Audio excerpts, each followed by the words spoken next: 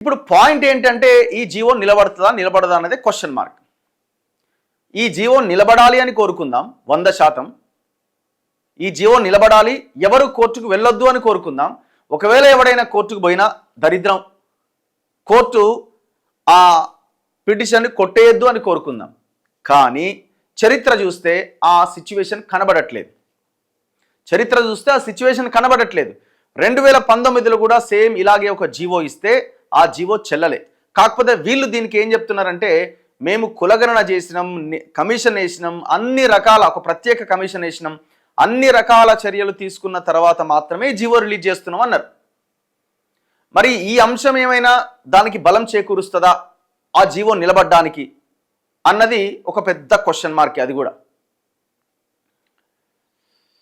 పోనీ election process start అయిన తర్వాత కోర్టులు కూడా ఏం చేయవు, ఇక ఎలక్షన్ అయిపోతున్నది కదా అని కోర్టులు ఏమైనా వదిలేస్తాయా, అది కూడా కనబడట్లేదు.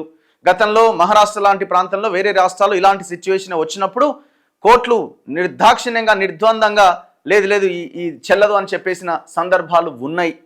ఎందుకు? గతంలో కె కృష్ణమూర్తి వర్సెస్ యూనియన్ సర్కార్ ఇచ్చిన, సుప్రీంకోర్టు ఇచ్చిన జడ్జిమెంట్ 50% మించి రిజర్వేషన్లు పెరగకూడదు. ఎస్సీ ఎస్టీలకి రాజ్యాంగం ప్రకారం రిజర్వేషన్లు, ఇక మిగతా రిజర్వేషన్లు మీరు ఇవ్వాల్సిన వాళ్ళకి ఇచ్చుకోండి.